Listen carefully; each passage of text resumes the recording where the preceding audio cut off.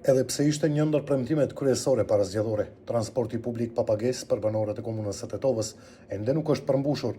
Kreu i komunës Bilal Kasami këtë premtime bëri edhe pas marrjes së mandatit të dytë të tij, duke u zotuar se vendimi do të miratohej në mbledhjen e parë të Këshillit Komunal.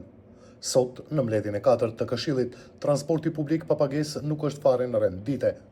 Pa dhënë sqarime për vonesën, zëvendës kryetari i komunës Qamili thotë se vendimi do të zbatohet vitin e ardhshëm.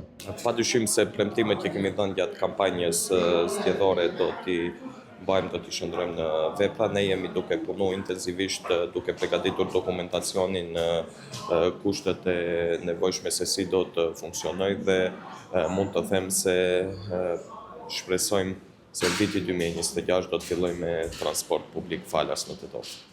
Të kontaktuar nga Alsat, nga ndërmarrja për transport publik thonë se presin që vendimi të marrë drejt jeshile në komunë. Ne jemi në planin e përgatitjes masave të cilat do të jenë konform këtij vendimi dhe do të bëhet identifikimi dhe realizimi i këtij plani në afat sa më të shkurt të mundshëm. Shpresojmë në realizim sa më të shpejt të kësaj, që të jemi në hap me vendimet edhe me kërkesat të cilat do na vinë nga vetë komuna, nga vetë Këshilli. Ndërka që as komuna e Tetovës dhe as ndërmarrja për transport publik nuk sqarojnë se si do të realizohet kjo masë në kohën kur ndërmarrja ka shënuar humbje që nga themelimi i saj.